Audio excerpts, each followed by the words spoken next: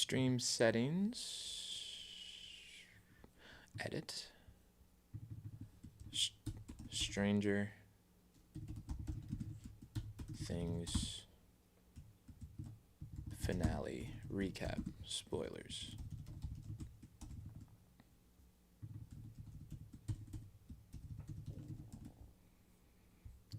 And then thumbnail change. Hey. I'm live, but what's up? Oh, Happy New Year.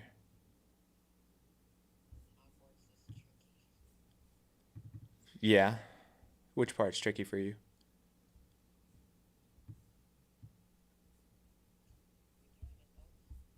Which part is tricky for you?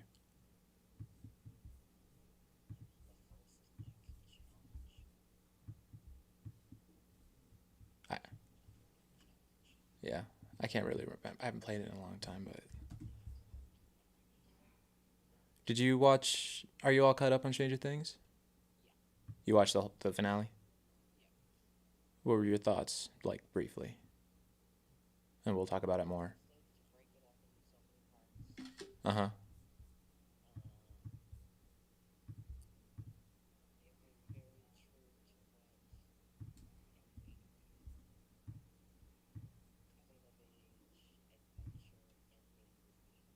Yeah. Right. Exactly. Exactly.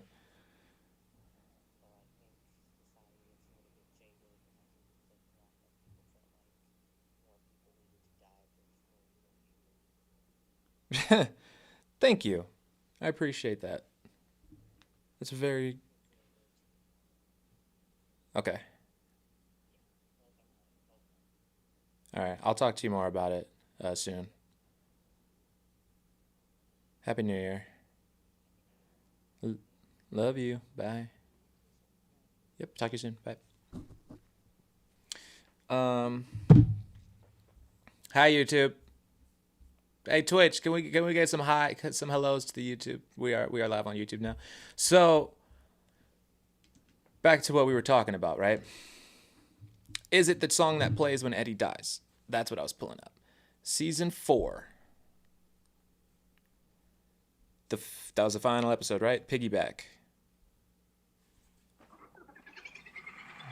Going to that scene right now on my phone.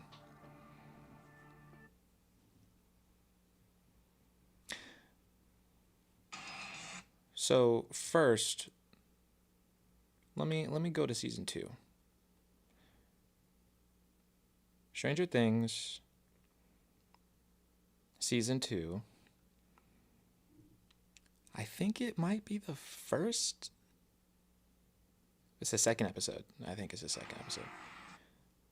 Right. Where they go to dinner. So this is when they go to the party.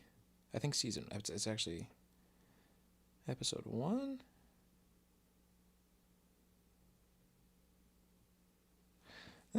Where do they go to dinner?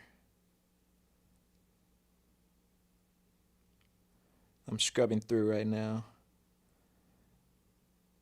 My pumpkins. Billy tries to run over the kids. The cops in the cornfield. Bob in the clown. The house party. I don't love you. Trick or treating. It must be the first episode. Yeah, I think you're right.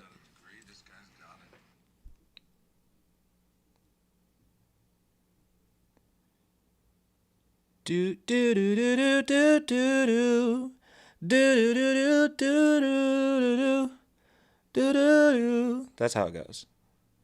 So. Neighbors, or you want to tell them? Go ahead. We hired a man named Murray Bauman. Have either of you heard of him? No. No, I don't think so. He was an investigative journalist for the Chicago Sun-Times. Pretty well known. So we hired a man named Murray Bauman. Gonna do what that son of a bitch Jim Hopper couldn't do, find our daughter. So then Nancy excuses herself.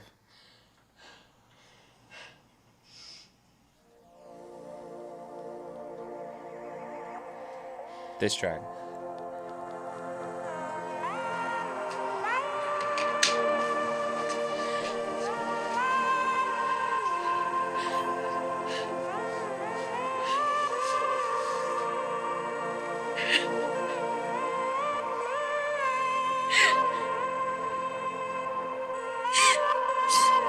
It's so beautiful. So, let's go to season 4 and see if it shows up. It's either going to be when Eddie dies or it's either going to be when Eddie dies or at the end when they're like in the shelter and when Dustin talks to his dad, maybe it plays during that part. It might be then, but let's see. Okay, let's see. Final battle, blah blah blah blah blah blah blah blah blah blah blah blah blah blah blah blah blah blah. Russia, blah blah blah blah blah. Okay, damn, this death scene is really fucked up. I didn't run away this time, right? Jesus Christ, Joseph, Quinn, did you guys hear that? Did you hear what he said? I forgot he said that shit.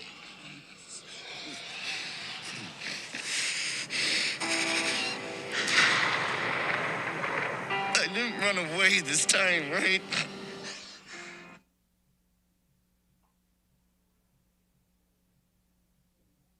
What? What did I do?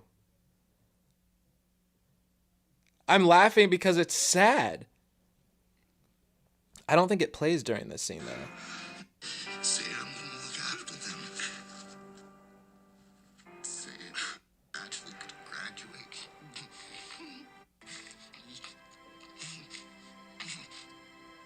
I love you, Dad. It's a different track. Let's go to when he's talking to his dad, though. Let's see. Know him? Really know him? Because they would have loved him. Oh, that's a different score. That's a different. Munson. They would have loved him. Even in the end, he never stopped being Eddie, Oh, it is eulogy. despite everything. Wait, it is. It's just being played with a different instrument, but this is the same track. Look. They would have loved him. Mr. Munson. They would have loved him. Even in the end, he never stopped being Eddie, Dun, dun, dun, dun, despite dun. everything. I never even saw him get Dun, mad. dun, dun, dun, dun. He could have run. He could have saved himself, Dun. but he fought. That's eulogy. See? So, now, I want you guys to... There's a music theory. I don't know if it's a music theory. If you know what a motif is, right? The eulogy is a motif, right? It's this track that plays at familiar moments, right? Or similar moments. Now, when we go to season 5, the moment after 11 disappears, just here in my Stranger Things post-show depression phase, and also I believe I'm very sad that the show is over. So if we go to the moment, it's either the moment after she disappears or when they're talking about it in the basement. Let's look. But I think it's right after she disappears when the camera turns and Mike is looking at where the portal used to be, right?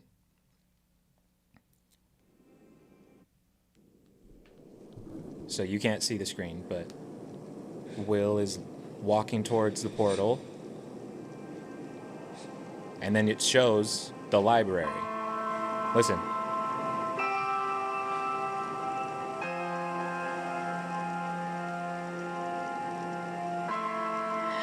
Oh, okay. You guys don't get annoyed with me. Don't get annoyed with me. I made a mistake. I made a mistake. I got my tracks mixed up. So, the track that I meant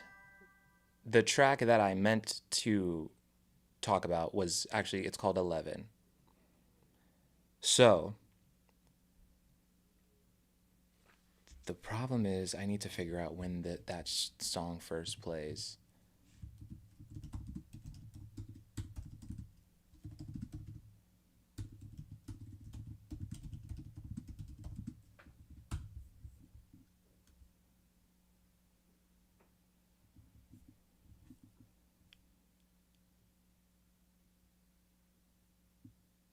There's a scene in season 1 where Eleven's crying.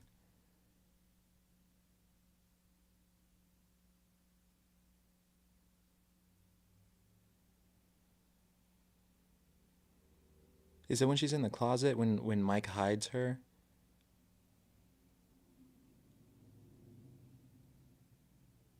There's a really sad scene.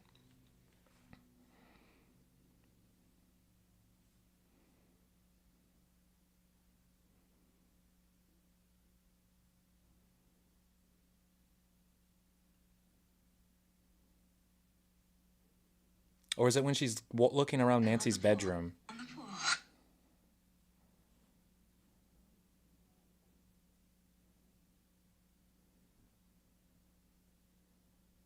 Aren't you? When is it? Is it this one? Time's bigger than Dustin's. No, that's different.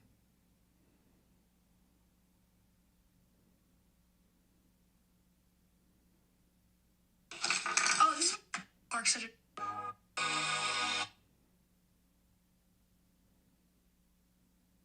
Okay? Is everything okay? Is it after Lucas and them get in an argument and then she leaves them? Maybe. When does that track play? I gotta find it. I have to. Why don't you go? I gotta find this track. Okay, so it's not episode 3. It's this end of episode 3 is when they find Will's body. Season 4 or episode 4.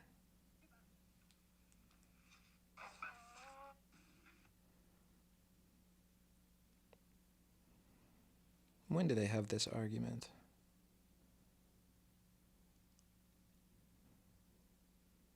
They go to the school to use the radio, the ham shack.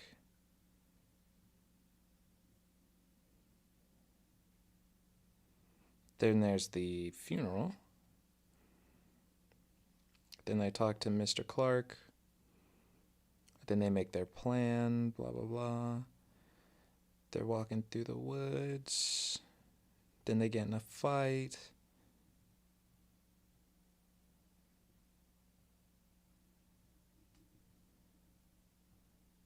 Oh, I remember hearing it during a specific scene in season 1. I don't think I can find it.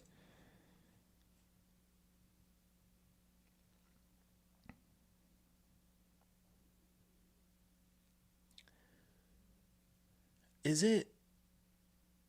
it at the end of season 2 when Mike is looking out the window?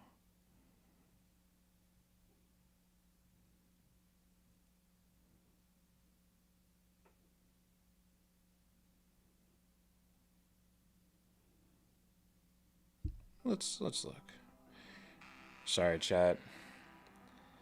I want to find the answer here. This is season 1. The hell? No. Yeah, the end of season 1. Yes.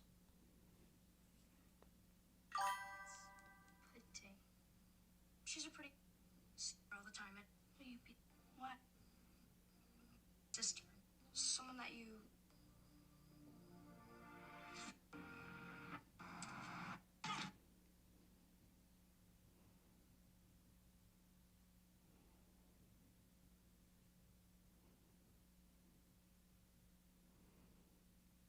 Be careful.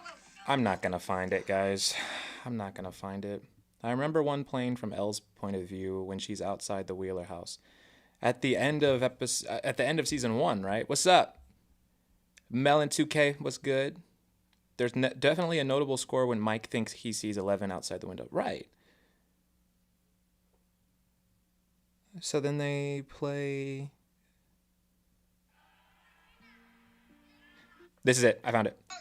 So at the end of season 1, the end of the final episode, everybody is in I'm just going to show you. They're back in the basement and they're playing D&D again, right?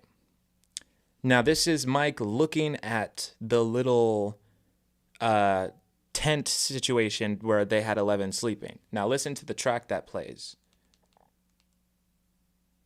And then I'll explain why this is important, okay? Yeah, drink like a little girl. Yeah, drink.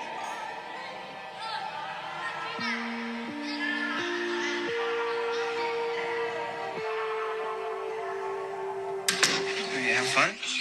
Hey, boys. I'm just going to pull up the track without all these people talking over it.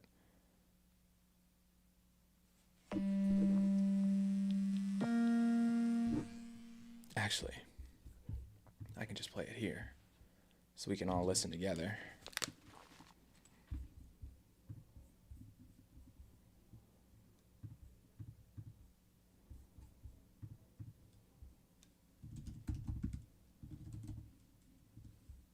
Everybody listen closely, okay?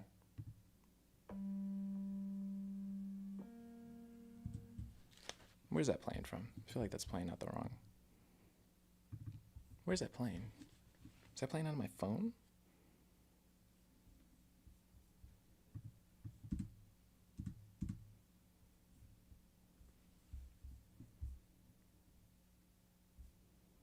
I don't think you guys can hear this.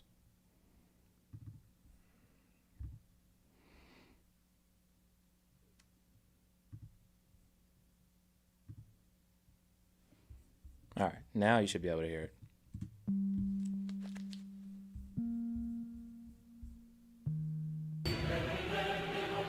W follow.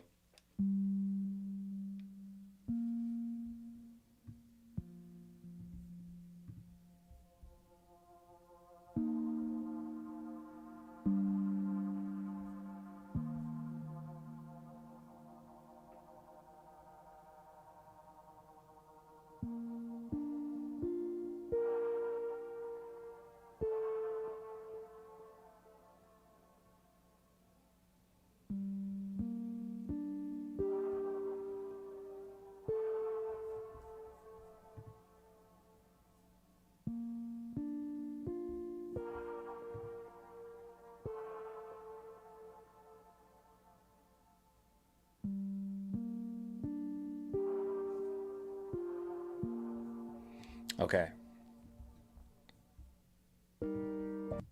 Now, listen to the music that plays after 11 disappears.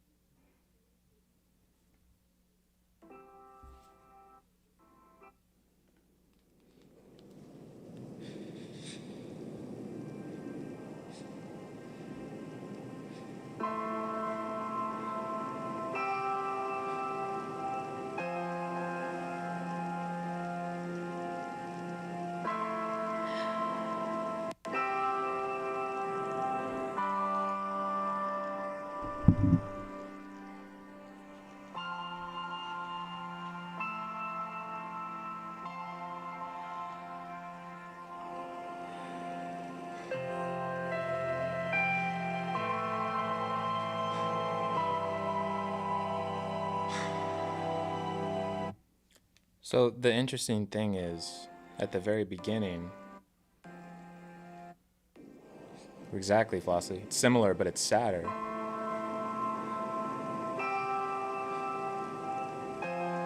Like that right there, that third chord is very dissonant. It's broken. That's not how the song usually sounds.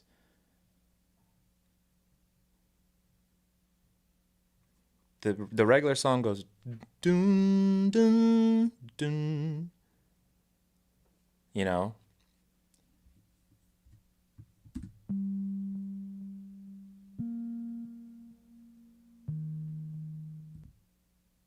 That's Eleven's theme. And I don't know, just the way that it plays, like, sounds pretty fucking dead to me. I don't know.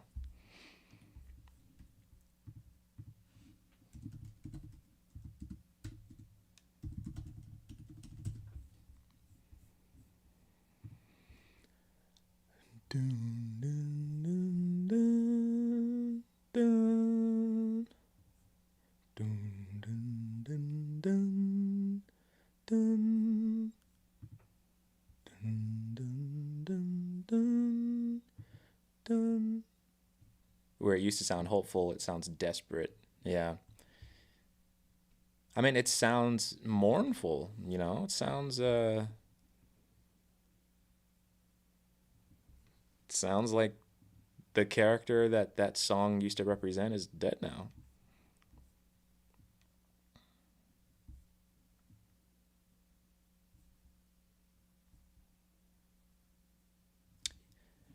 I don't know. You know what my favorite track from the soundtrack is? The Stranger Things soundtrack? This one. It's called The First I Love You.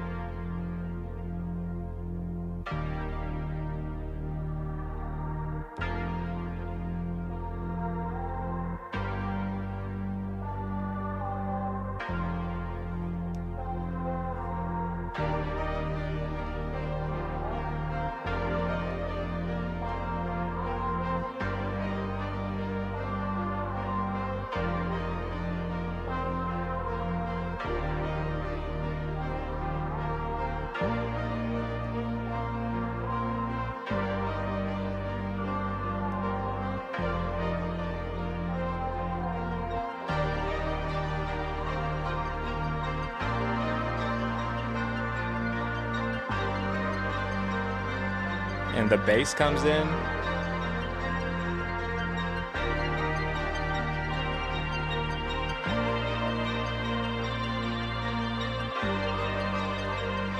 Oh wait, no, it gets quieter and then it gets louder again, I think. Yeah, right here.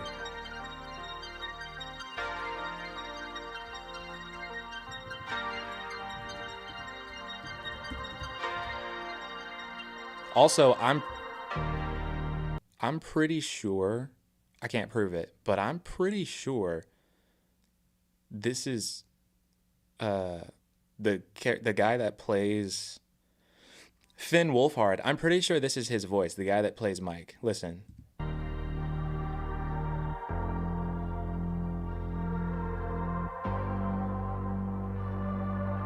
Well, you can't hear it there, but in the beginning here, I think.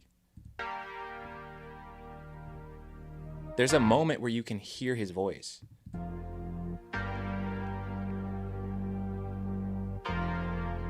Really think that's his voice.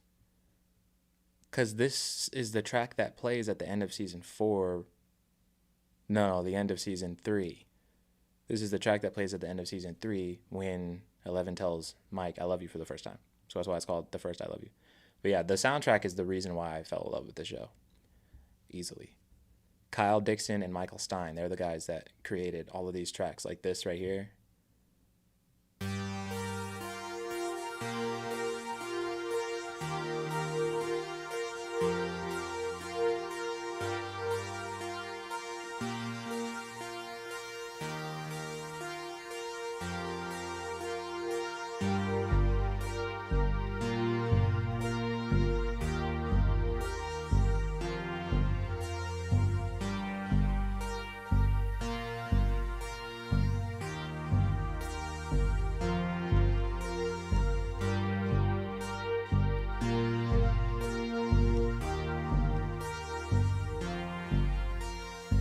It's amazing.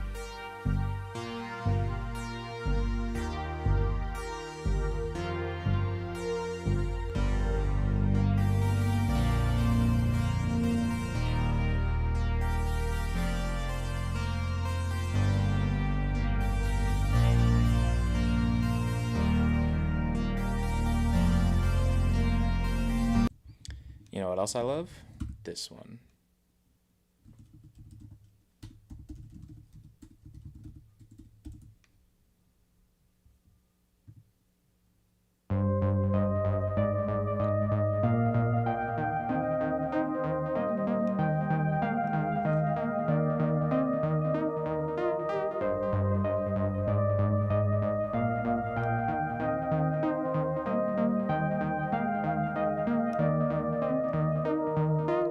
This is why the first season is so good, bro.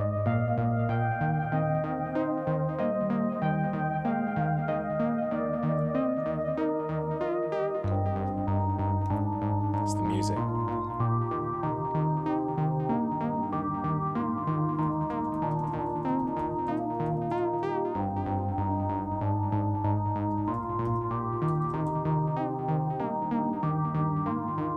And then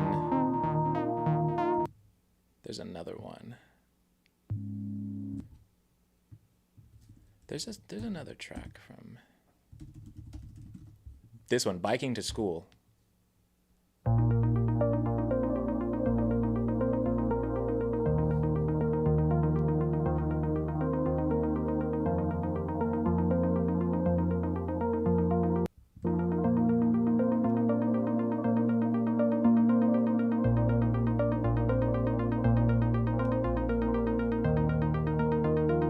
So good. It's so good. And then there's this one. Chat, does anyone know what this song is from? Like what scene this track is from?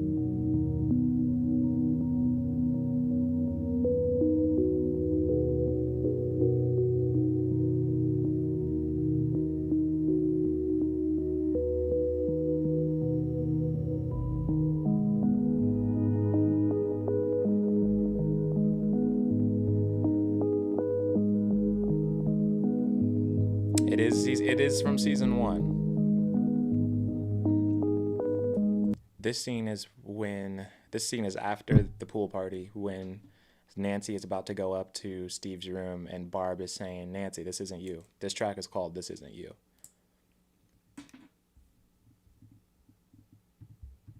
You know what I really, you know the track that I really want to hear? I want to hear the piano version of, I want to hear the piano version of Running Up That Hill that plays in season 5 when Max and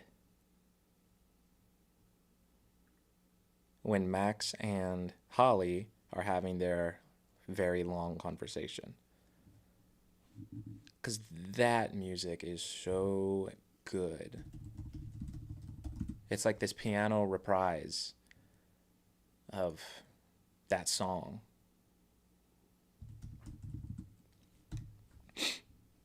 And I really want to hear it. I really want to listen to that.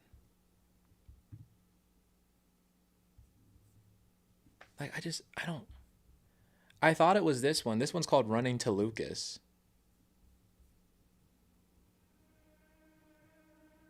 But this isn't it.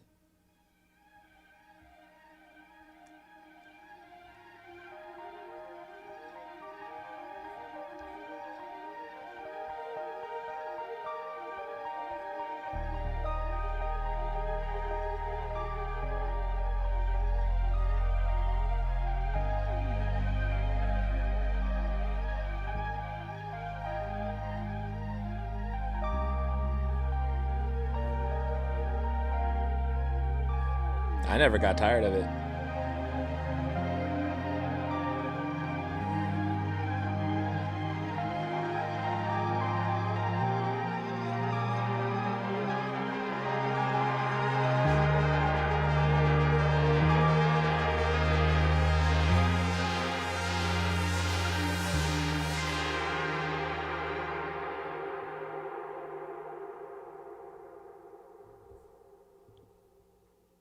I just want to know. I want to know where. I don't know if it's on the original soundtrack for season 5 or not. There's two discs. There's like 100 tracks from on this soundtrack. But if I could find it, then I would listen to it every day.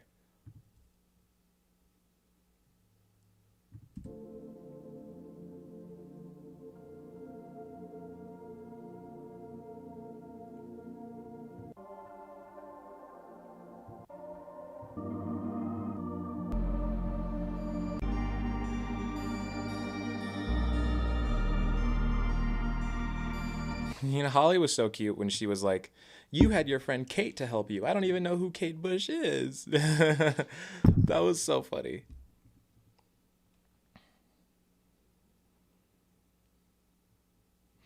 Hot take, I never got tired of hearing that song, bro. The song is just good enough, bro. And it's so nostalgic. It's so fucking nostalgic. I'm gonna skim through the soundtrack and see what I can find.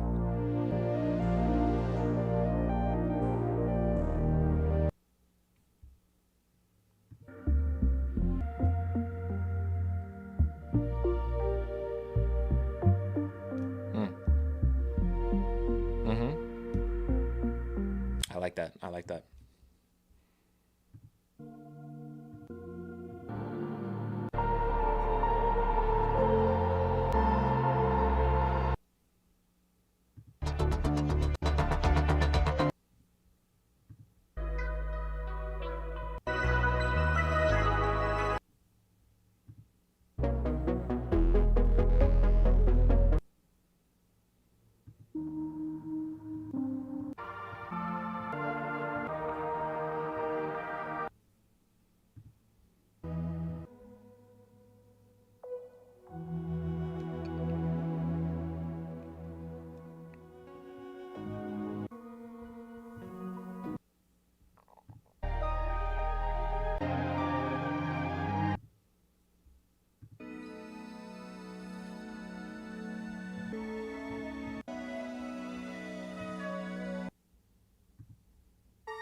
I have a question for the chat while I'm looking for it though.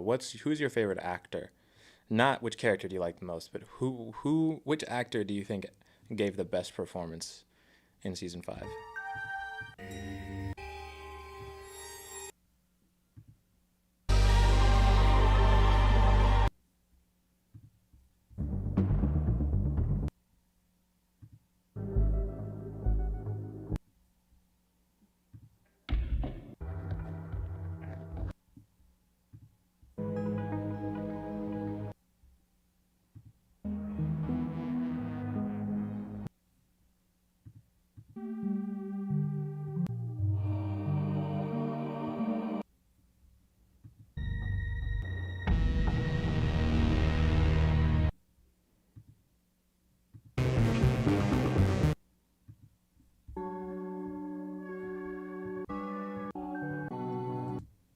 Oi!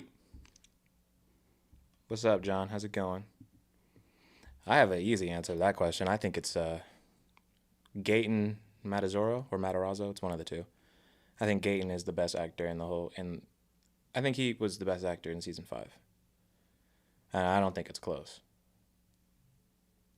The way that he delivers his lines, whether he's arguing with somebody, whether he's fighting with somebody, whether he's crying, whether he's coming up with a plan, whether he's joking. He made me cry he made me want to cry like 3 or 4 times. He made me his character got me the close to crying. Got me the closest.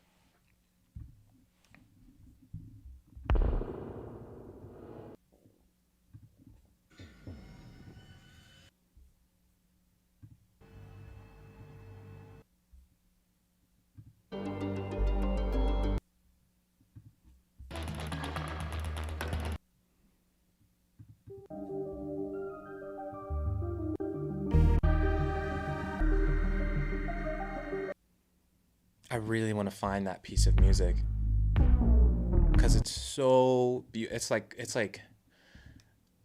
the only reason why that scene didn't make me that angry, even though it was kind of dumb, is because of the music that was playing. I was like, let me hear it. Let them keep talking. I just want to listen to this fucking soundtrack. The end credits scene, it zooms out and reveals a D&D player manual binder and a dice next to it. So was all this a D&D campaign? Yeah. Yes, exactly. The whole show represents a D&D campaign. The monsters represent D&D monsters. Yes. Yes, essentially yes. The whole show is a D&D campaign. It's like asking, was Polar Express all a dream? Like, you know, the end of the show really does remind me of Polar Express. You know, when they're saying, I believe, and it's like what Santa told the little boy. You have to choose to believe this. You know. You guys know that the track Believe from Polar Express is one of the most beautiful pieces of music I think that's ever been written. The first 20, 30 seconds of it, I'm going to pull it up right now.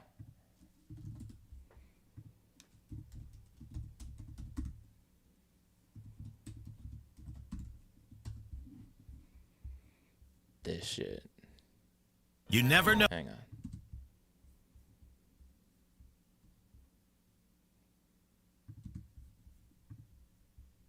This shit right here, bro, listen.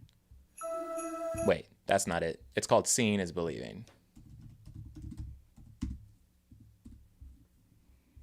It's this one, my bad.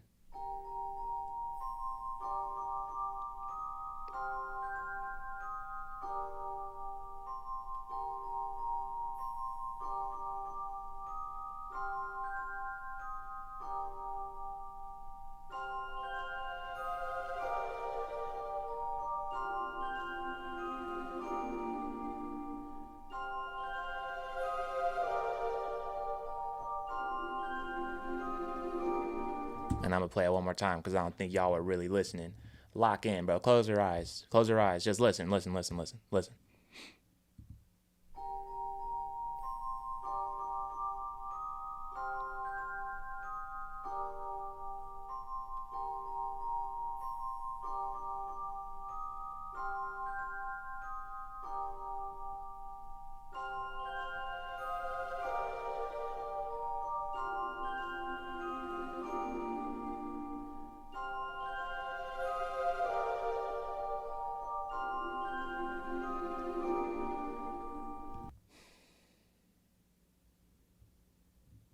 Polar Express is the best Christmas movie, bro.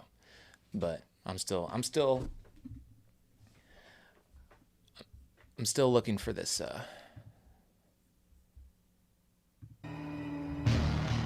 I feel like it's not gonna be here, and I'm really upset about that. Because it's like a cover remix, I guess. I don't know how to explain it. Sorry, I know that music is blasting. I'll turn this down a little bit.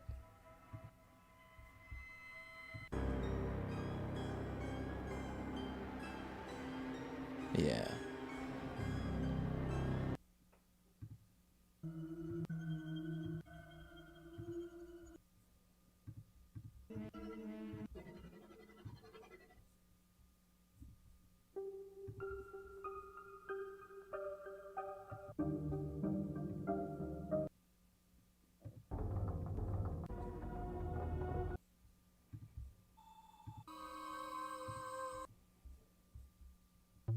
Oh, it could be one of these ones.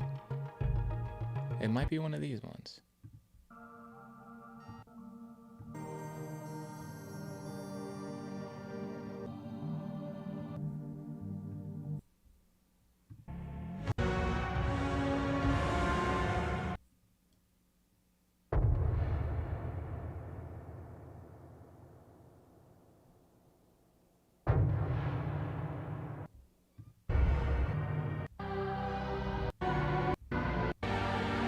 Come on, where is it?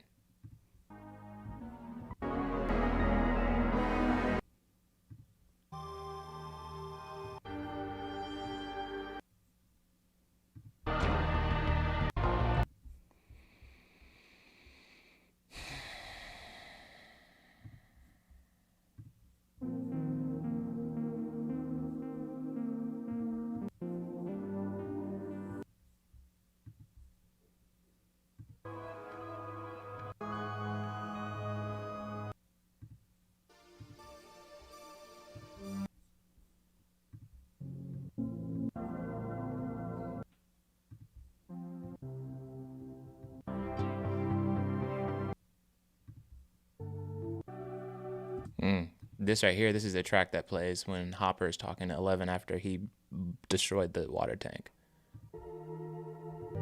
This was a good scene. It's a good scene. Bro, you know how angry I would have been if I was 11? You know how fucking mad? We just came up with this plan. It's already so much that can go wrong if we do everything right, but your dumbass is gonna destroy the tank. That is what's allowing me to go stop Vecna and protect these children. Have you lost your bald-headed mind? I would have been fucking livid. I never thought he shot her. I never thought he shot her. I knew it was an illusion, but I was just like, bro, you just destroyed the tank. I knew that the tank being destroyed was real. I knew that the blood was fake. You know, I think in real life, he just like cracked the glass, but none of the bullets went through. And then he like finished destroying it. And then it, you know,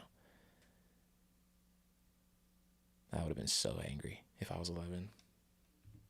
And Max. And so after that, Max spent the rest of the finale just locked up in the military. Just in her wheelchair.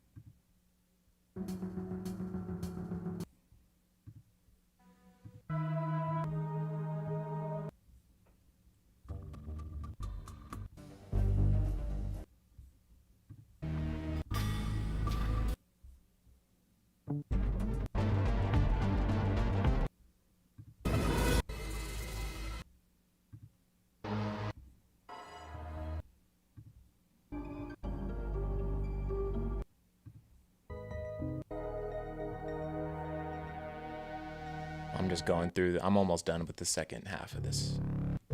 Just quickly listening to them.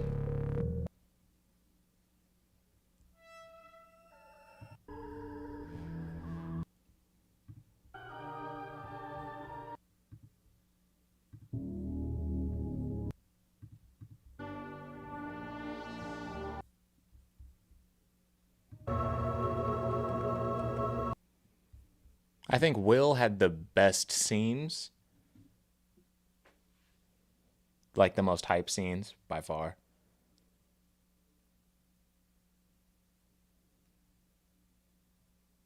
Nah, bro. Nah, seeing Will holding the Demogorgon like Frozen, hey, that's gonna stay with me. The way I felt when I saw that shit, that's gonna stay with me. It's really amazing the arc that Will has gone on from the beginning of this show. Like the full character arc that he's gone on. It's crazy.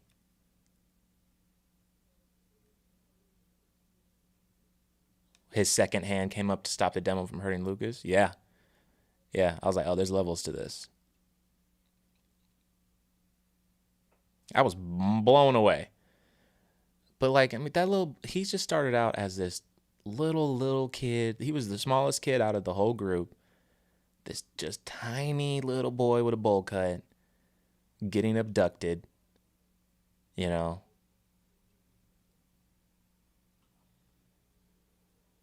Season 1, he was just abducted, just in hell, scared, terrified, hiding in his little hut, shivering, monsters walking around, loud ass footsteps, demons with 10,000 teeth. Like, that boy went through hell in season 1. Went through straight hell. He had a horrible time. Season 2 is just PTSD. Season 2 is just PTSD. He has to go to the lab every week. They sticking needles in his arm. They're testing him. They don't really care about him.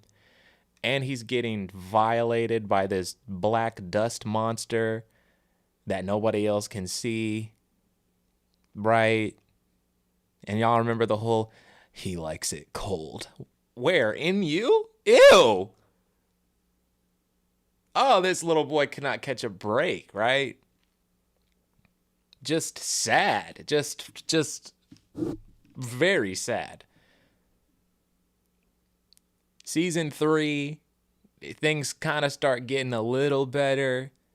You know, he can kind of just sense when something's nearby, but things are almost better, except now he realizes that none of his friends want to hang out with him anymore. They all got girlfriends, and he's gay, and Mike is being mean to him about that.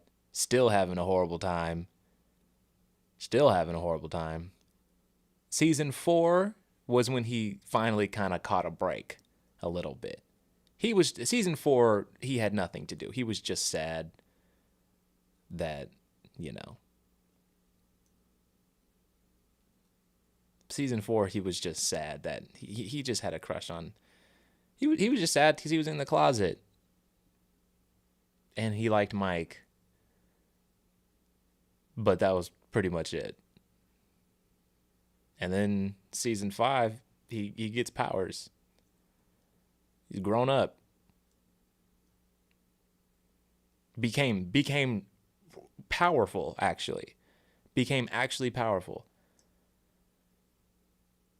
That's a crazy, very unexpected story arc, given how little they let him, like, with how little he had to do in season 4 to make him that important in season 5, I think was really a beautiful thing. You could really feel a connection. In season 5, you can really feel a connection to season 1, you know? So it's like these characters really need justice for all the things that they've been through. And Will more than anybody. Will and Eleven the most, you know?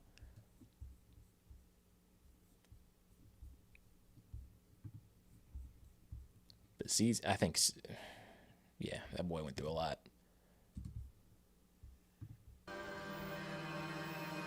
The only person that didn't have a huge moment was Lucas. Yeah. But Lucas was just a good friend and a good boyfriend the whole season. He was a good friend and a good boyfriend, and he fought to make sure that Max always had a chance to make it back to herself. Even when Robin was telling them, you got to turn off that music, he was like, make me. He had no reason to believe that she was coming back, but he believed anyway, and she did.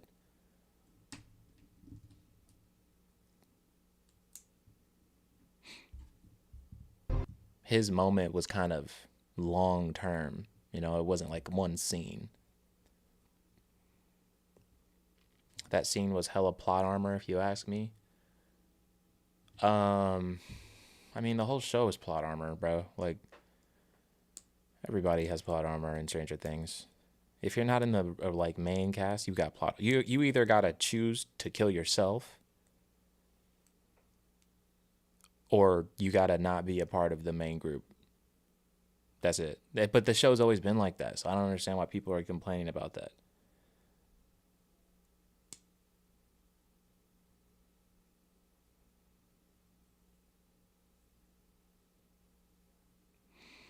But Lucas, here's the thing, like,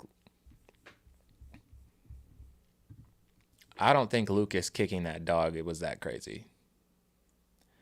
If I'm being honest. Like, it was kind of goofy, but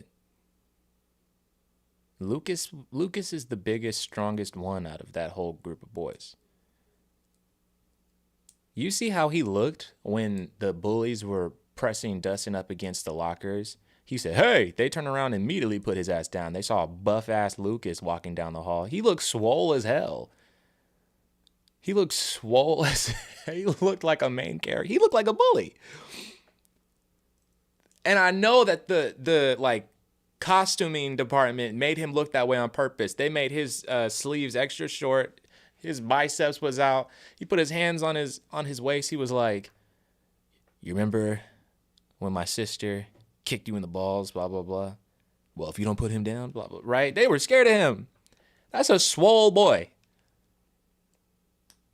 So I call me whatever. I don't think it's that crazy that he just kicked the dog. Like, what I would have. What else was he supposed to do? Was he just supposed to, right? Like, what is he supposed to do? This is his girlfriend. He's trying to save his girlfriend's life. He has to do something. I don't think that scene is as crazy as people think it is.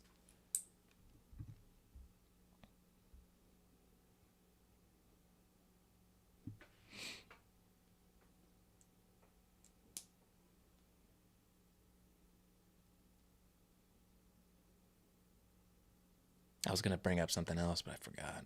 Hopefully I'll remember it soon.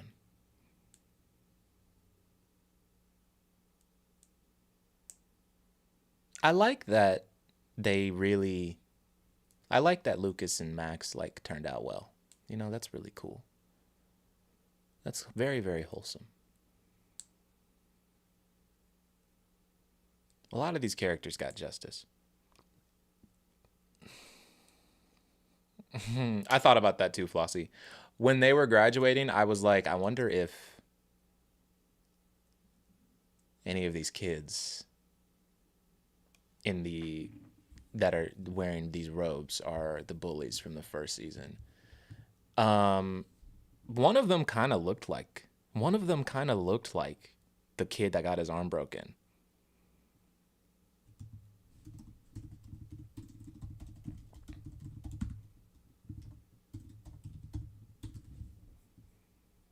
I swear this kid did come back, but he might have had a different actor.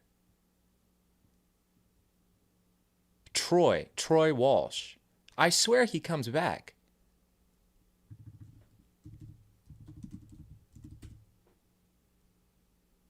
Maybe not. Also, a girl magically broke his arm. If it were me, I would have changed schools. No, he doesn't come back. He never comes back. I think he went to a different school.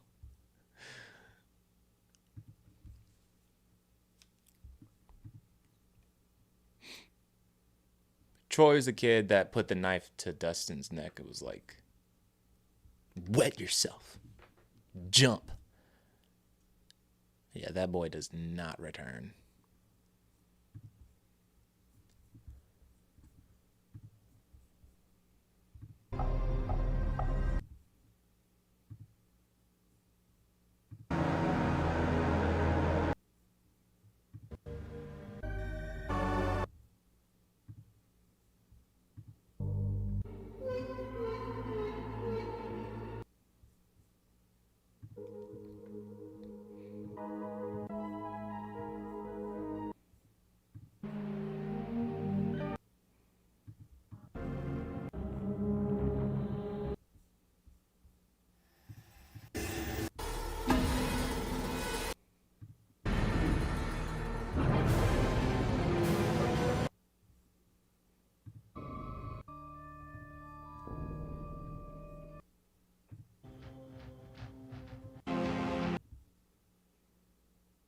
Oh, I remember. Chat, I remember what I was gonna talk about. Okay. One of the dumbest complaints that I've seen about Stranger Things season 5 is people saying, "Oh, the Upside Down isn't scary anymore. Why is nobody afraid of the Upside Down anymore?"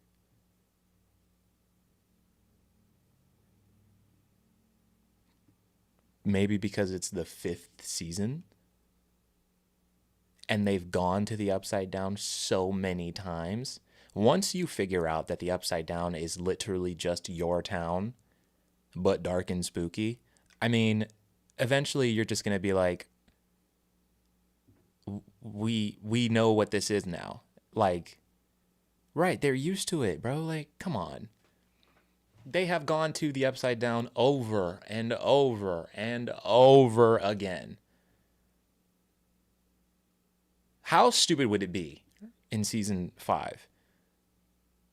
Who's the first character that goes to the Upside Down in season 5? It's Hopper, right?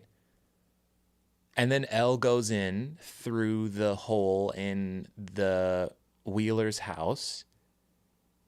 And then Steve, Dustin, Jonathan, and Nancy go in through Steve's car.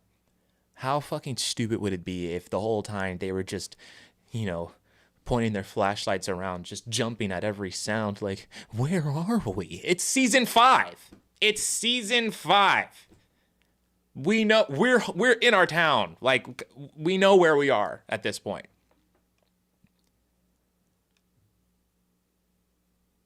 Is this stuff toxic? So, it's really funny that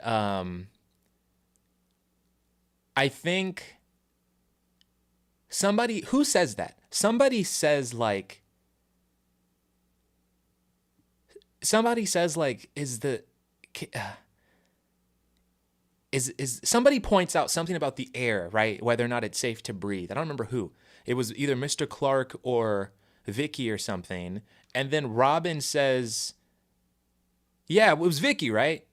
And then Robin was like, it's not clear. That line was for the audience. Because I thought the same thing. We talked about it on stream a couple weeks ago. I was like, no. We talked about it on the podcast. When Papaya was like, how did the military build a base in the Upside Down? And I said, yeah, I thought the air was toxic.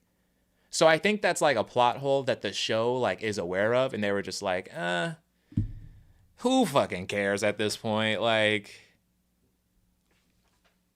who really cares? Because in season 1, yes, in season 1, Hopper and Joyce have to put on those suits, those crazy looking suits, to go to the Upside Down to save Will.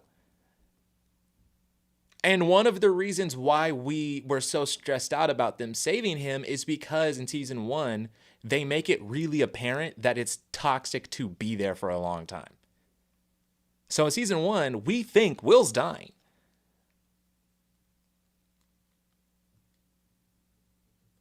So it starts out like that, but it's also possible that that wasn't true. It's also possible that that was a lie to try and keep people from going in. I don't really know, to be honest.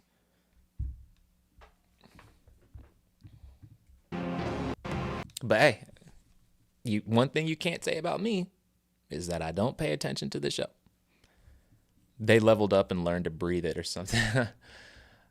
I mean, in my head canon, I just tell myself that the scientists were either just wrong or they were lying to keep people out.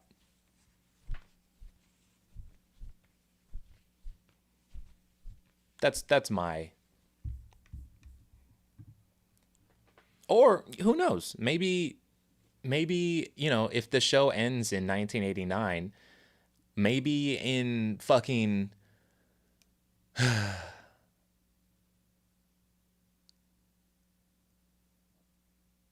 maybe in like 2030 in the Stranger Things world, all of those characters will get cancer and die. What? Maybe that's it. Who knows? Who knows? If y'all want the air to be toxic that fucking bad, then just tell yourselves that.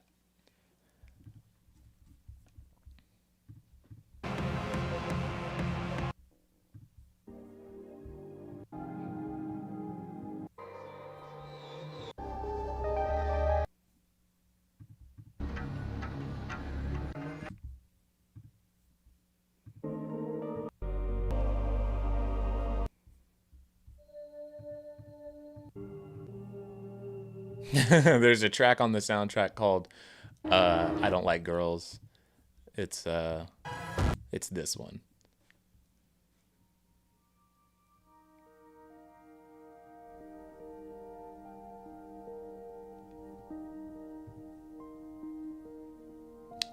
Oh, OMG, finally I made it to a stream again on time. What's up, Swish? Swish, follow me on Twitch, man. Follow me on Twitch and join the Discord. And then you will not miss a stream.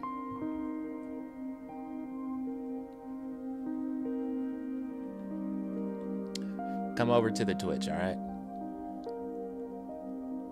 Because you'll get notified when I'm live. The reason why you don't make it to streams is because I don't stream on YouTube.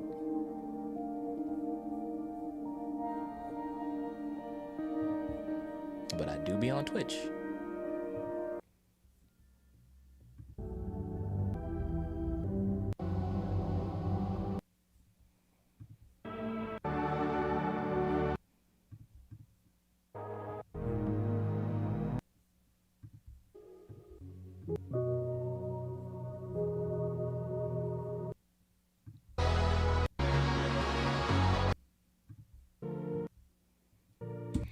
That fucking track is not on the soundtrack, dude. That song.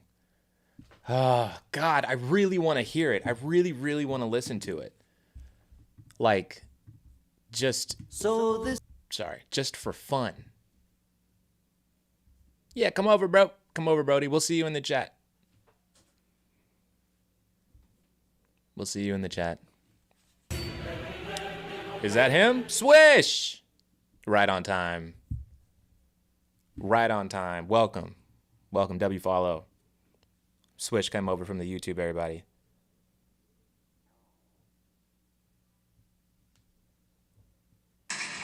Big W's. So I'm gonna show y'all the track that I'm talking about.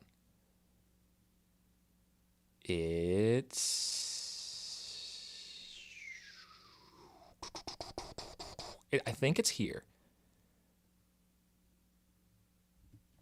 Wait. You can't come with me. What? What do you mean? This way leads to me. To my body. I think. Not yours. You have to find your own way. How? I don't have Kate Bush. I don't even know who Kate Bush is. Oh, that line. I don't need... That line is so funny. No, but earlier when they're walking through Henry's mind, Holly says like, "You had your friend Kate to help you get out of here." It's such like a little kid thing to say. Music isn't the only way back. You just need something that connects you to the real world, to home. Something powerful. But then I can also feel it in here. But I don't have a boyfriend. Yeah, right here. I could feel it right here. But then I can also feel it in here. But I don't have a boyfriend. You hear that? You don't need a boyfriend. Do do do. different. You just need something that's special to you. Something that makes you feel Oh, it's so safe. good. Something that brings you strength. Something that gives you hope. Holly's heroic. She's here with you now. But she's also with you in the real world, wherever you are. All you have to do is follow her home. How? The violins? Just try and remember what it is that she means to you. She doesn't mean anything important. She's just a toy. Listen. The reason why this scene did not bother me is because the music was so good. And I just have to, it has to be somewhere that's like not just in the show. It has to be somewhere that I can just listen to it because it's so good. I don't know if my Shazam will work while Netflix is open. What? She's just a toy. Why do you always carry her with you?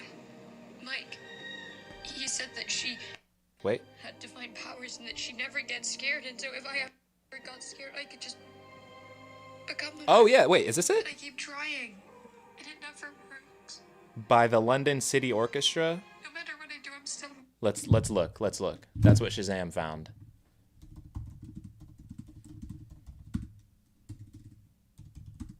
I don't know if this is it.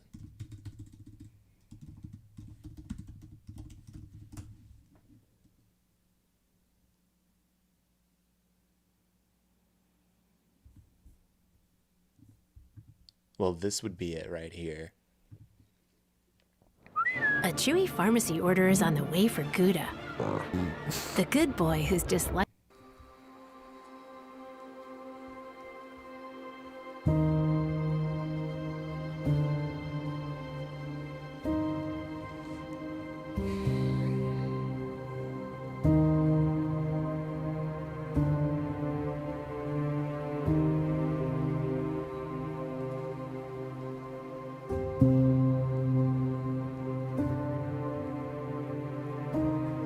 This, I don't know. I can't tell if this is it or not.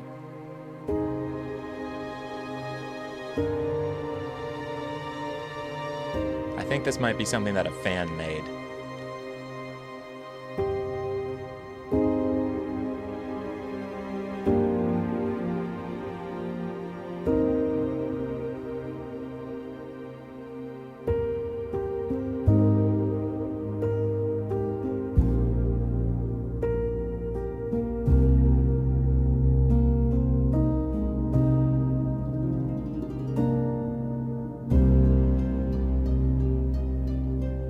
This is not it. No, it's not it. A fan made this on their own.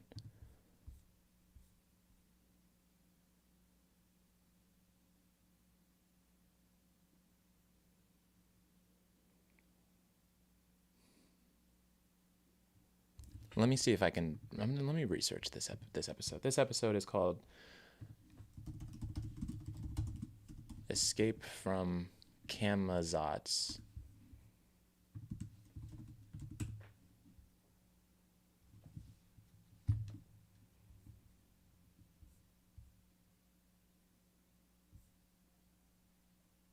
Every Song in Stranger Things Season 5.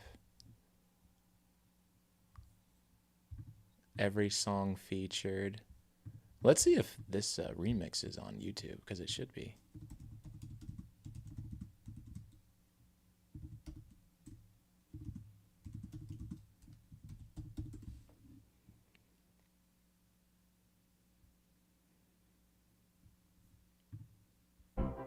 No.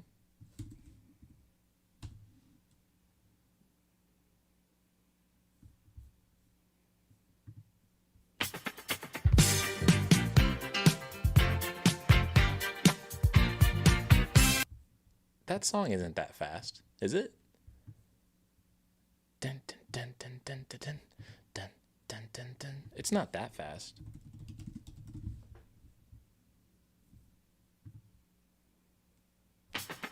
Yeah, it's not that fast.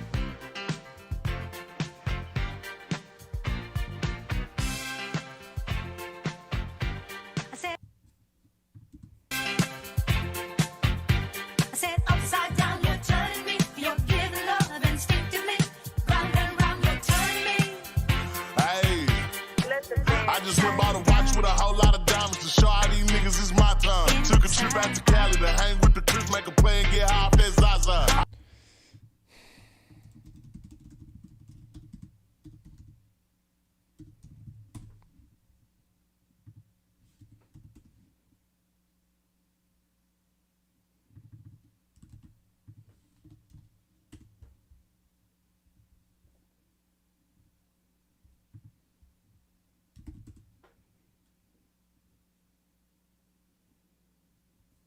I can't find the video that I'm looking for.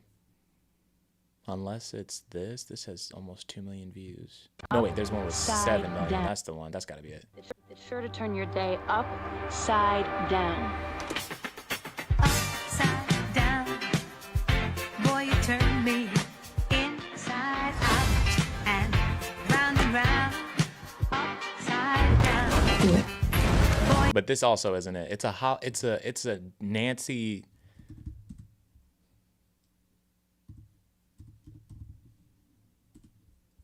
It's like a, isn't it a Wheeler edit?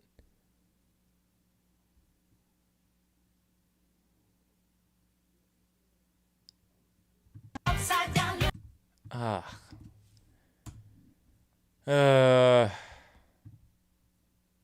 TikTok sucks on fucking desktop, bro.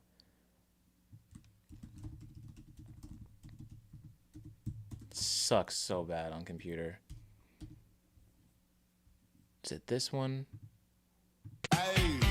This is the one. I just went bought a watch with a whole lot of diamonds to show all these niggas it's my time. Took a trip out to Cali to hang with the Crips, make a play and get high off that Zaza. I say R.I.P. Kobe, a nigga so fly when I ball out, fuck around my dog. So much chicken on me, coulda went by the Williams, the Rudies. I just wanted to hear this remix that somebody made. So anyway, every song, I want to find that orchestral thing from episode 6, season 5. So The Crawl. Okay, 2, 3, 4, 5, 6.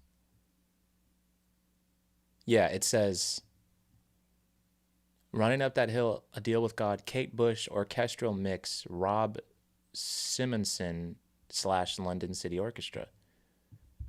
That has to be like somewhere where you can just listen to it. It has to be. But I don't see it anywhere.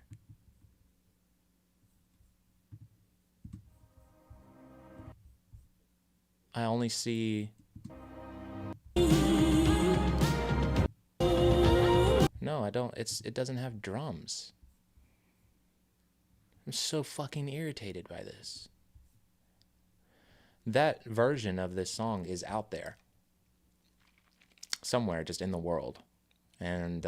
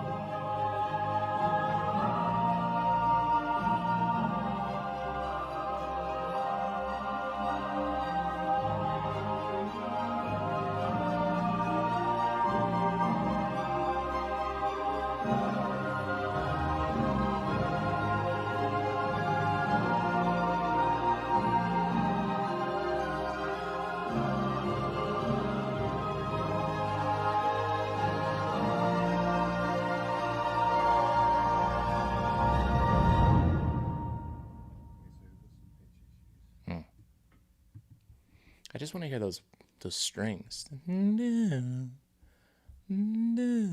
Let's see if somebody made a synth remix.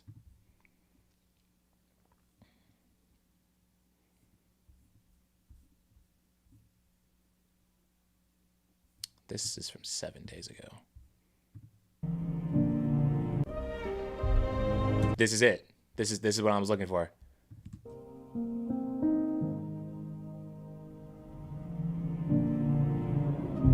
No, it starts like this. This is it. This is it.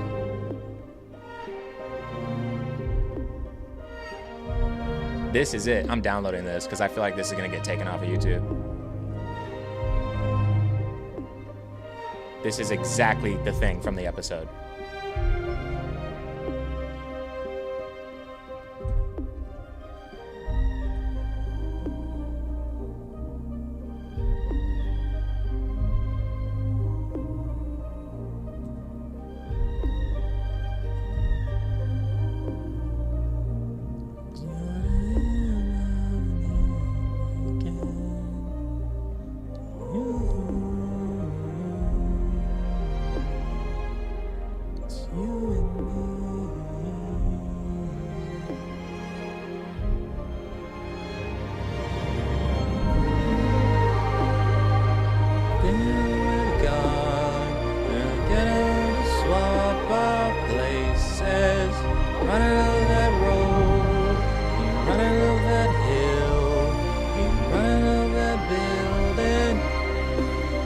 I'm putting it in the chat. You guys can listen to it. This is the exact track from that scene.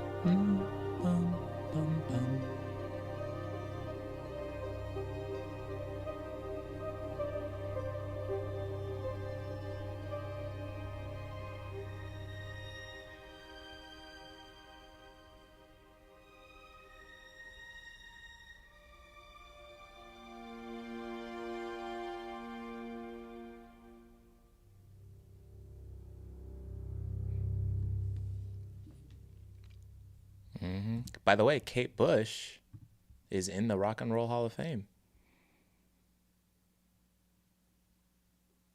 Wait, I think so. Maybe. I think so. Yeah, man. It's just, I didn't listen to a damn thing that Max said to Holly during the scene. Ooh, God, that's loud. Once I recognized the music,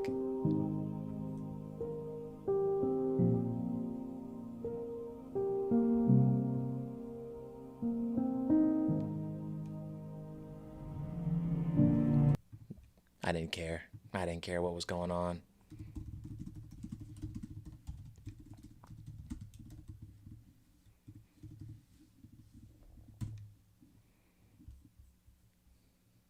No. It's I don't know when. I don't know when it happened, but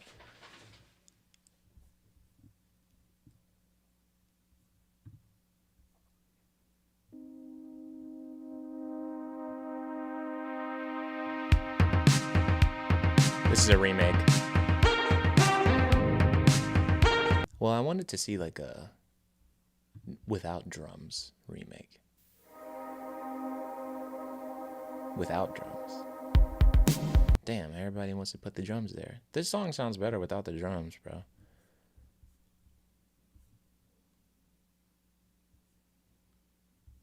Ambient reinvention. This is probably the one.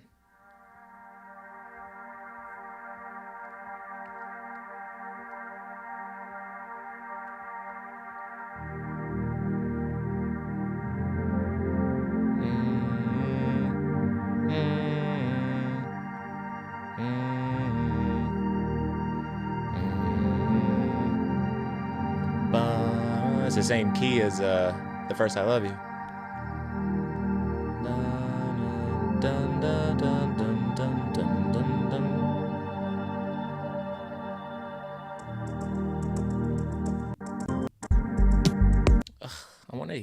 I want to hear people remake this song without the fucking drums.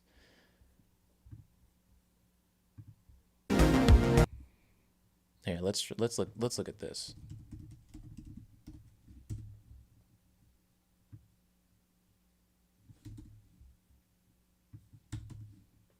Shout out Kate Bush, bro. Real shit. I'm happy for her.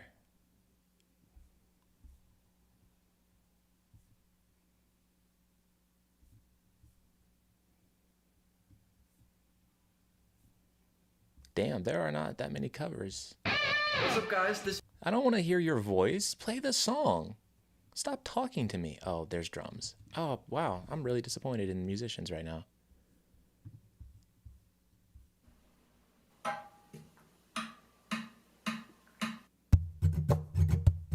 I don't want to... everybody wants to put the drums. Just don't put the drums. Whatever. I give up. I feel very let down. Do you have the capability to create that? What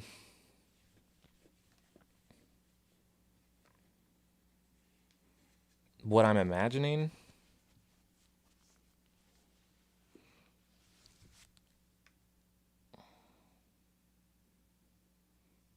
Not really. I would need synths. I would need synth sounds. I don't know if I have synth sounds. I'm on D&D.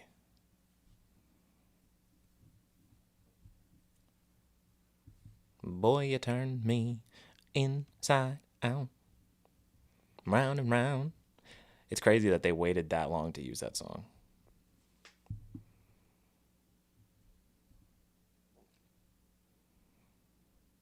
I don't know.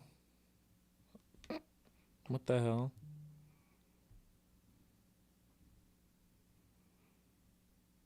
Upside down.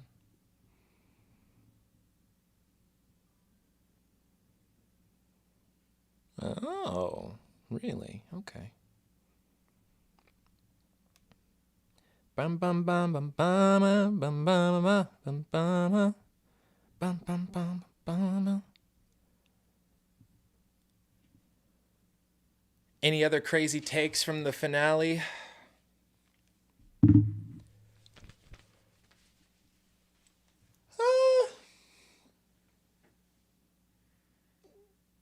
Yeah, not really. I think Eleven's dead.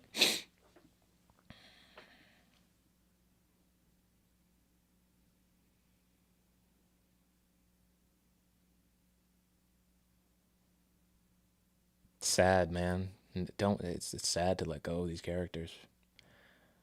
But what can you do, man? Things got to come to an end. That's life. Not really any hot takes. I think that the finale was great. Again, I see once again, I see a lot of people just complaining about shit because people just need to be mad at shit, I guess. I don't know. The fact that people feel like people have to die in order for any of this to mean anything is like, okay, all right, I don't know what that says about you, but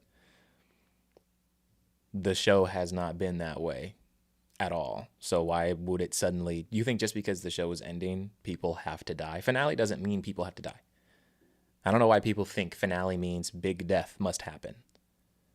And if big death no happen, bad show. Like, shut up. I'm tired of people saying like, oh, the writers are too scared to take chances and blah, blah, blah. The show has not changed in 10 years. Only way somebody dies is if they kill themselves, sacrifice themselves, right? Or you're not a member of like the core group of people. It's been that way since the beginning, bro. Since Barb. Ever since fucking Barb. Barb and Bob and Eddie and Kali. So we talked about it on stream before the finale came out. Somebody asked me how would I feel if the show didn't kill any like major cast member, and I said I wouldn't be surprised because it's a family show. Like, the point of the show is this whole group of people sticks together and they save each other's lives over and over and over again. So if you're suddenly upset about that, then how could you possibly have been enjoying the show this whole time? What's up, B? The moment you felt the most emotion from the finale. From the finale or the season?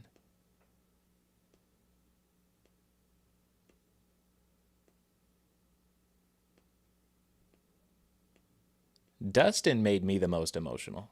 What's up, Dripsetta? How's it going? Dustin had several scenes in the season that made me the most emotional. As for the finale itself, there were like two moments,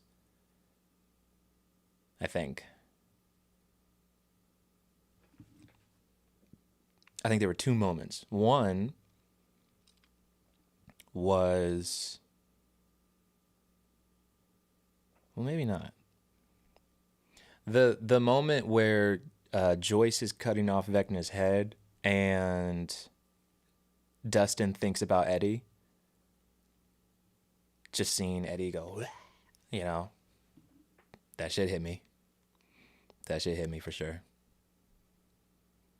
Like, everybody was just thinking about everybody that they lost.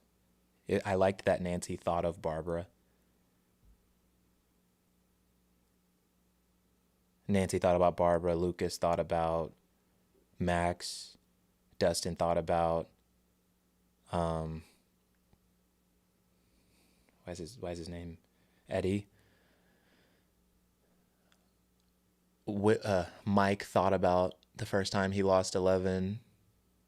Will thought about being fucking violated in season 2. I think Max thought about Billy, maybe. I hope. But it was when Eddie flashed on screen that made me sad for sure.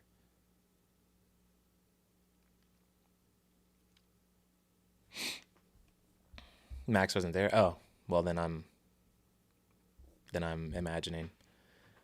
Oh, the kids putting the binders on the shelf. Yeah. Sure. That was good. Forgot about that.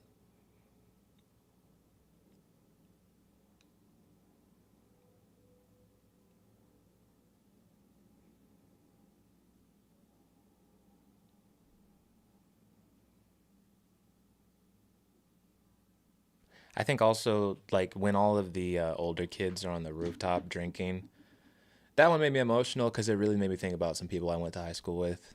And, you know, when you always make promises of, like, let's meet up, let's stay in touch. And, like, most of the time that doesn't happen. Yeah,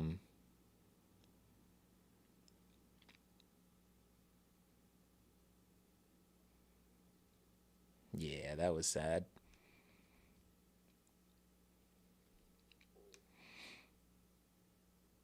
Yeah, Joyce thought about Will, you know, being taken.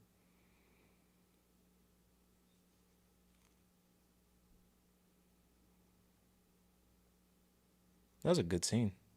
That was a really good scene.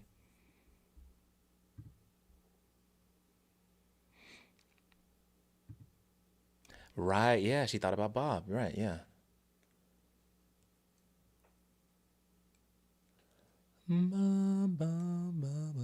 It's sad that every like flashback reference to Bob is him being killed instead of him like, you know, dressed up as a vampire for Halloween or, you know, like a happy memory of him.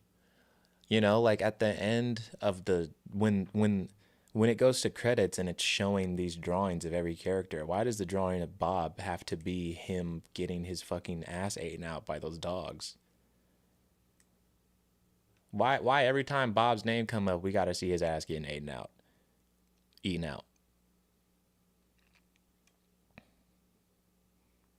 Every fucking time we talk about Bob, there's a flashback and it's like, remember?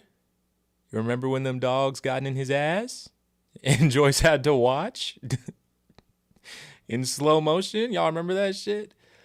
Like, yes, bro, yes. But Bob also had a lot of wholesome scenes. I would like to remember him differently. That shit was depressing.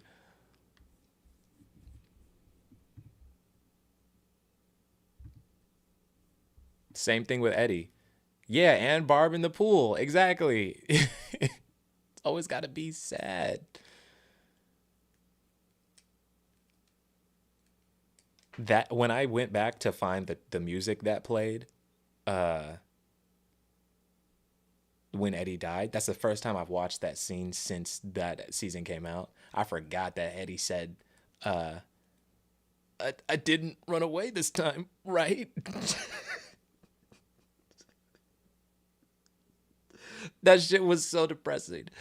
Oh, that was sad. Oh, that was sad. That was sad. I don't know if I could rewatch that whole season, bro.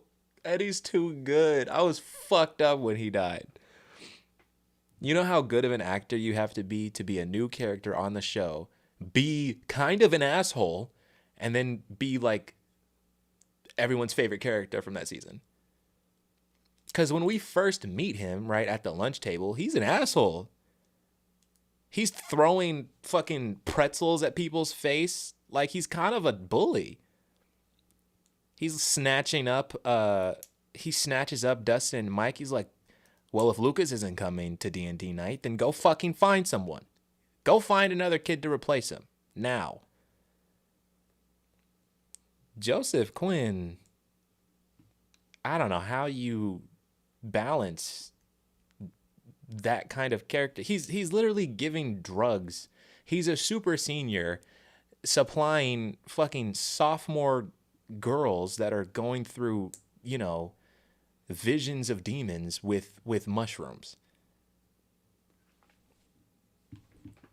Favorite character. That's insane. Me, when our film crew saw Quiet Place day one in theaters, we would say, hey, Eddie better live. Yeah, I remember that. Yeah. Joseph Quinn is the whole reason why I went to see Fantastic Four. And I heard legends, I heard stories of a scene that he had in Warfare that like gave people genuine trauma. I saw some edits on TikTok. I still refuse to watch that movie because I've heard about what happens and I do not want to watch it. That's why I wanted to see Fantastic Four. I want to see Joseph Quinn just like having a good time for a change. Insane journey he went on. And it was very consistent. You know, he hated himself for being a coward. Always running away. He was cowardly. He was just, but you know, it was a balance of like, he was scared, he was afraid because he didn't understand what was going on, but he was also kind of cowardly.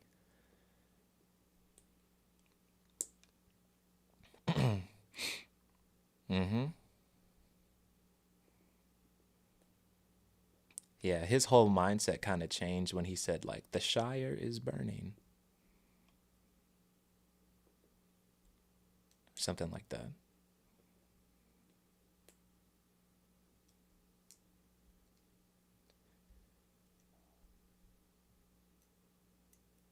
Yeah.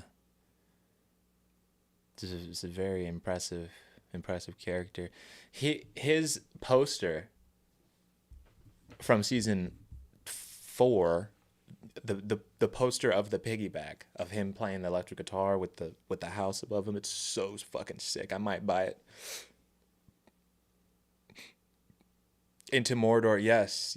You are asking me to follow you into Mordor, but the Shire is burning.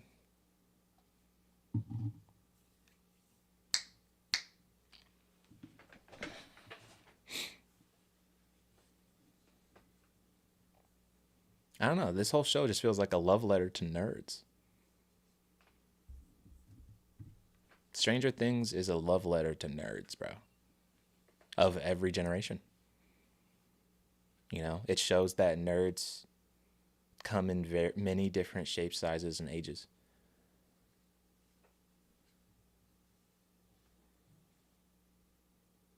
And it makes them the heroes. It makes them brave. You know? Is there anything you would have changed about the final season or finale? Anything you would add or take out?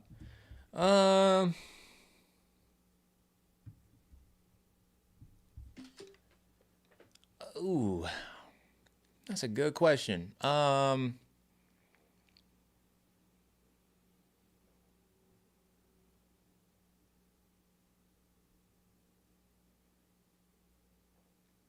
Anything I would add or take out?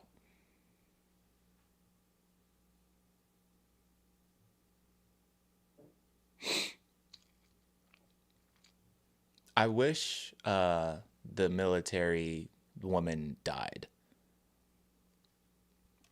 Like, it would have been fire if, like, you know, Eleven's being swallowed up by the vacuum of space, and then just at the last second, she just grabs her with her mind and drags her in with her. I really fucking wish she died. You know, she abducted this little girl, Callie, against her will, was draining her of her blood against her will, and killing pregnant women and their unborn babies. That woman should have died. She should have had a horror. And I was actually really looking forward to seeing how she died right before I hit play on the finale. I was like, all I know is she better fucking die, and I hope it's insane. And it never happened.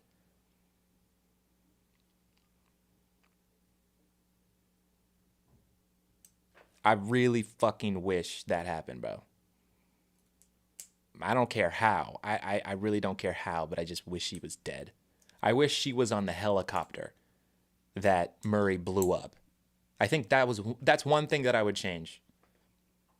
I know that the military group like split into two halves, right? The guy was like, oh, fuck her. I don't want to help her anymore. I wish that they stayed working together and she was on the helicopter, you know, probably in like the co-pilot seat, and Murray blew her up. That would have been incredibly satisfying for me. I said this earlier. I'm happy when L made old boy eat his own bullet. Hey, listen.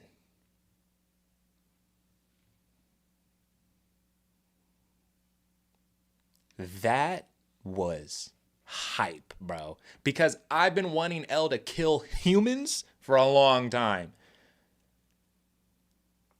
When the gun started coming back, I was like, oh shit, are they actually about to... Really? In Stranger Things? Blew his shit clean off. I was like, yes! Yes! Thank you. Thank you. Jane, snap your neck, Hopper. Yeah, she snapped everybody's neck in that fucking room. I didn't know what was happening at first. I thought Kali was invisible or something. She was just like punching people, but then nah, it was just Jane just killing everyone. But I really loved it. Dipshit Derek turned out to be a half decent character. Yeah, that's my thing, bro. You know, Derek had the funniest line from this whole season. Derek by far had the funniest line in this whole fucking season, bro. When when Henry tackles him to the ground, he finds the map. He's like, he's got his eyebrows are like vertical. His blue eyes, you know, those blue eyes are like glowing. He's like, who gave you this? And he's like, your mom, bro.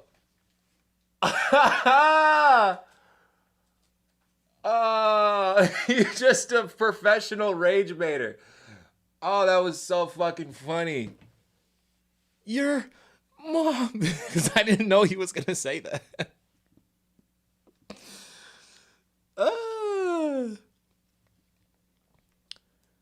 Oh, that was so funny. Henry was like, listen here. He said, I swear to God, I will kill your whole family, bro. Stop playing games with me. Rage baiting the devil is insane. He said, I'm going to kill your mom, your dad, and that bitch of a sister. That made him lock in. He said, oh. Oh. All right, you really mad, huh?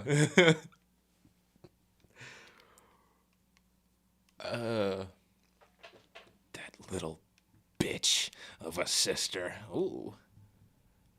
Ooh. Ooh, okay. All right, bro. You got it. My fault.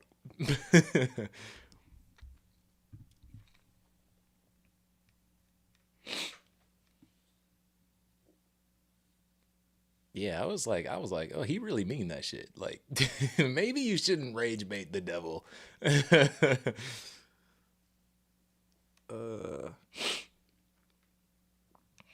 But I mean, generally, that's the one thing that jumps out at me that makes me go, I really wish this thing happened. I'm really sad that she is not dead.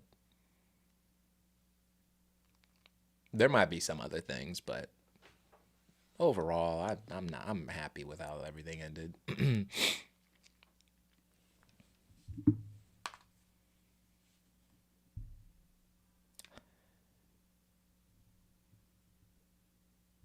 Round and round you turn me, no, no, no, no, bum, bum, bum, bum, bum, bum, bum, bum, bum, bum, bum, round and round.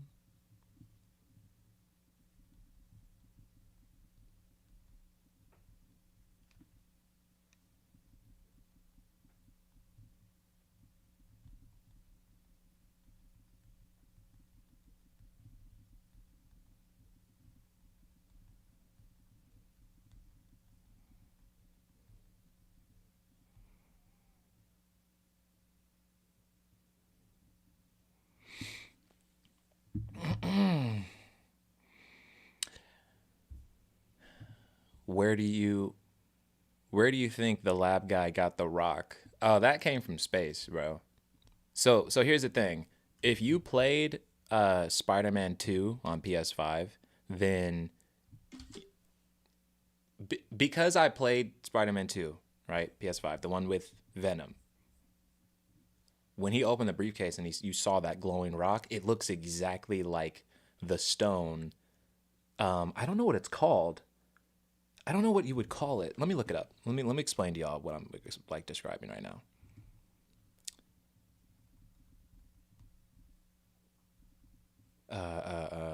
PS5 rock.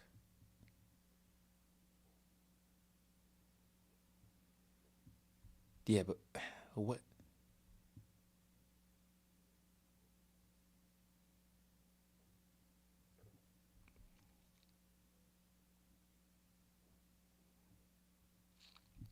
So there's this stone that has the symbol of null on it, right?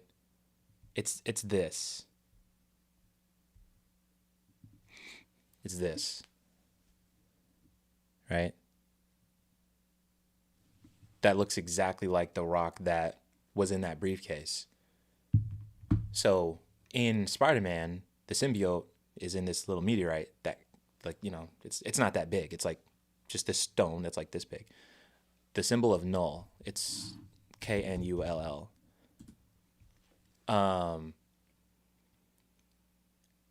Where was I? Fuck. So yeah, in Spider-Man, this little meteorite, this little rock crashes into New York, and within that rock is the symbiote. I think that's exactly what happened with the Mind Flayer. I think that's how the Mind Flayer got to Earth. This rock crashed somewhere into Earth. It was discovered by somebody or the government. They tested it. They did experiments on it. They realized that it has, these abilities to corrupt and take over somebody. And this guy in the lab essentially tried to steal it, I'm guessing, to hide it. I don't know, but like,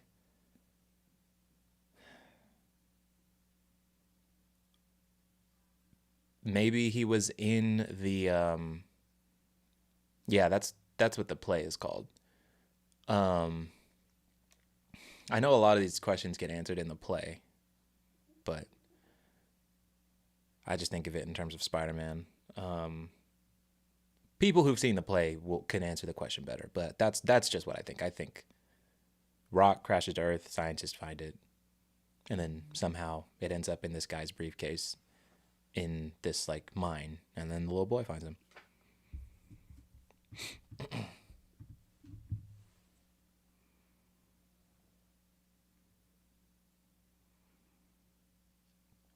But doesn't this look exactly like the rock that was in the briefcase? It's just bigger, right?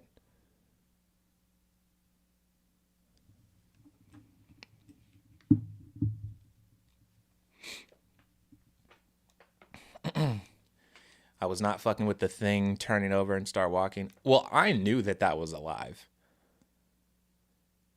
Before I started watching the finale, it's not that I knew it was alive. I knew that it was a thing that was alive. Because of the geography of the map, right? You got Hawkins, you got the Upside Down, you have Dimension X. And of course you see this heartbeat thing, right? But I just remember seeing a certain angle of it, and I just remember thinking like it looks like a dead spider. I was watching the show with someone, and I said it looks like a dead tarantula.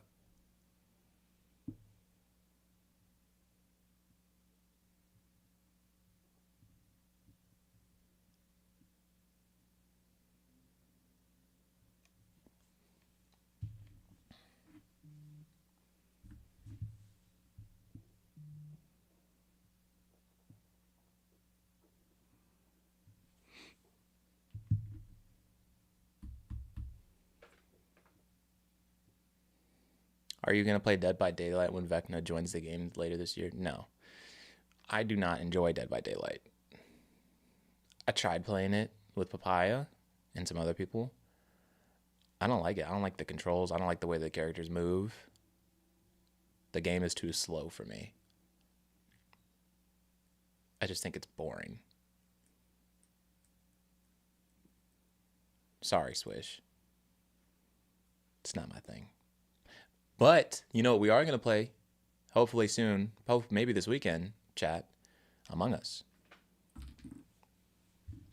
Definitely not tonight, but hopefully soon we're going to play Among Us together. No, the Demogorgon's already in the game, Flossie, but not Vecna.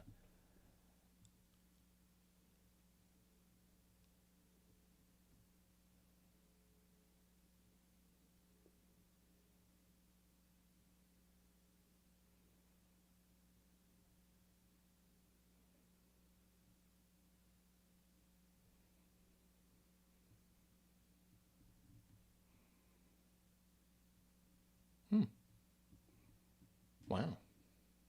That's cool.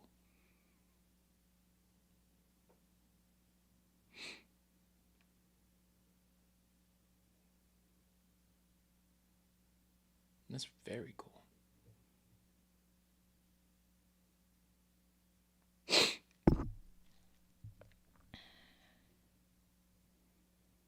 You know who? Hey, they need to put Steve and Nancy in Fortnite. They need to put Steve and Nancy into Fortnite.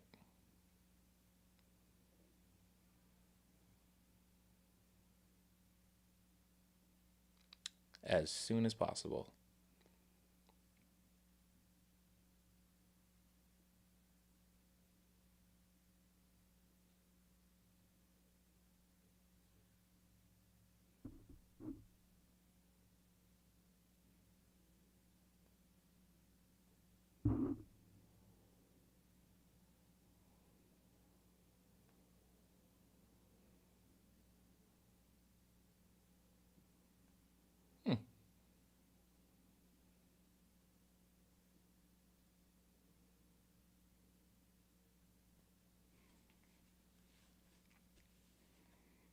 I can't stand Nancy? What the hell did Nancy do to you?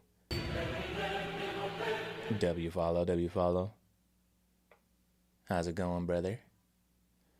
I appreciate her character and what she brings to the table. I just hate how much she's glazed. Call me a hater.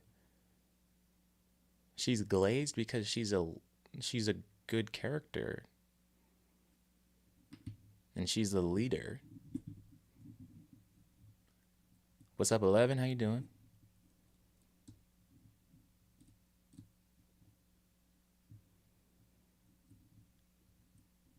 Nancy's just a really good...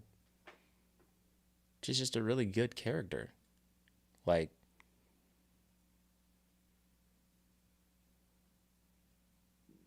Season 1...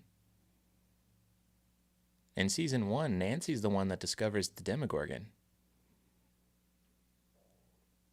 Yeah, no, you're just mad that... Because you're the one that said Nancy doesn't deserve Steve. When it's the other way around. Yeah, it's literally the other way around. And I told you their relationship was bullshit. She was just being honest. They were together for clout. And he was an okay guy, but you know, he was also the one that, you know, graffitied that she was a slut for the whole town to see.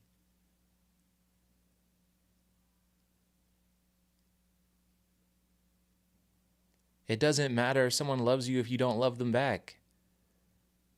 It doesn't matter. It doesn't matter. It doesn't mean anything. Love has to go both ways for it to happen. You cannot just love someone enough that they stay with you. She deep down didn't love Steve.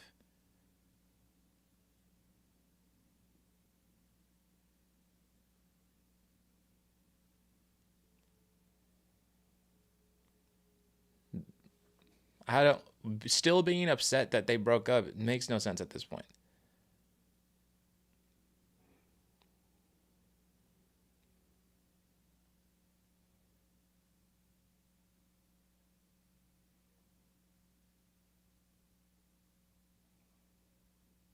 And they had to put on an act. They were constantly acting and pretending to be happy in season 2, even though she was traumatized and sad that her friend was dead.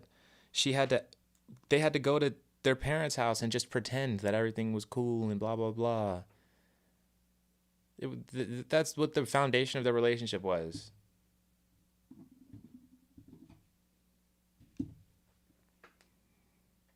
There's literally nothing wrong with Nancy. There's nothing wrong with Nancy. Nancy is brave. She's a leader. You know? She crawls into that fucking tree. She discovers a Demogorgon. I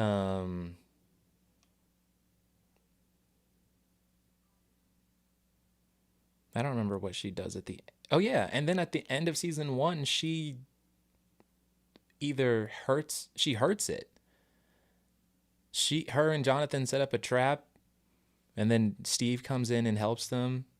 And then they hurt the Demogorgon. And then I don't remember what else happens.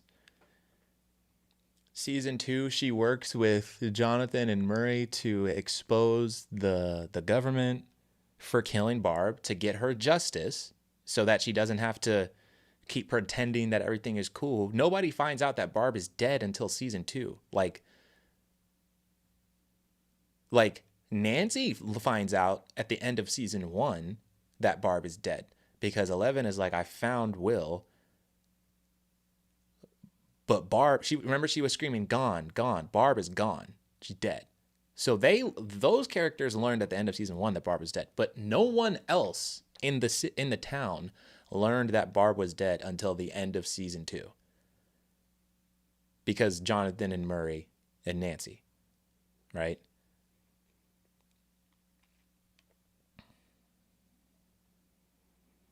And then season 3, she loses her job. And then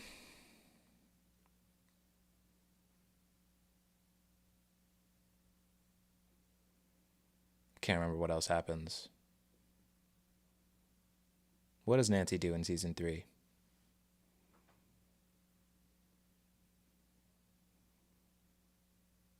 I just remember the scene of her shooting at Billy's car.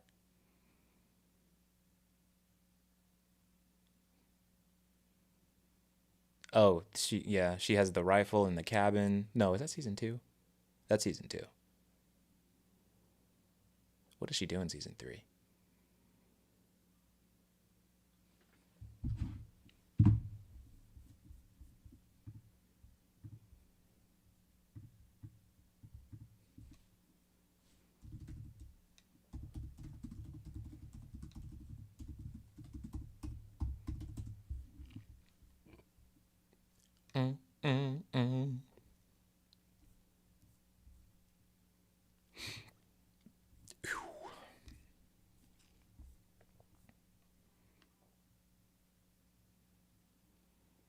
Right, she discovers the rats and she starts investigating them.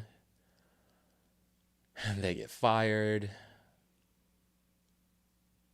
She finds out that the rats, right, that monster comes to the hospital and almost kills her. And then she kills one of the guys from the newspaper. And then they all joined forces together.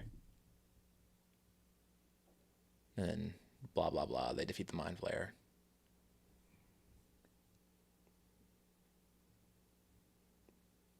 And then season 4, she is on the Hawkins, she's on the Hawkins newspaper, the Hawkins High School newspaper. And she investigates what happened to Chrissy.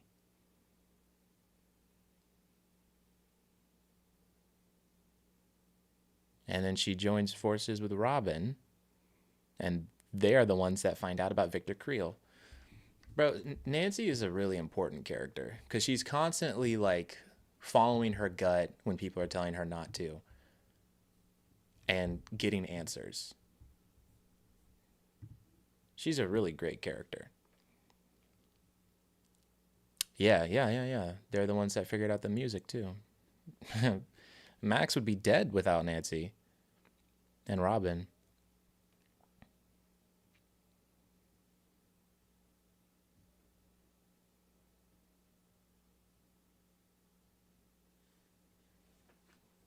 I think a bunch of people would be dead without Nancy.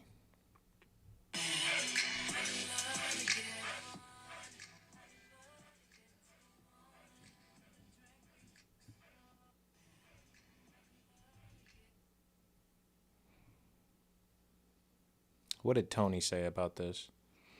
I would have made a video about the finale, but goddamn it, I was just too sleepy.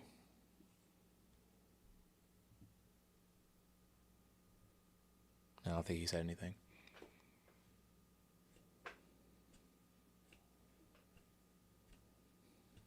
Flossie's not even really a Nancy hater. She's just you're a Steve Glazer. You're a Steve Glazer. That's literally it.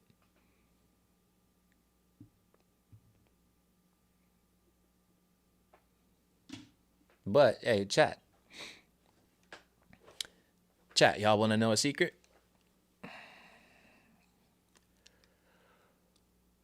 I'm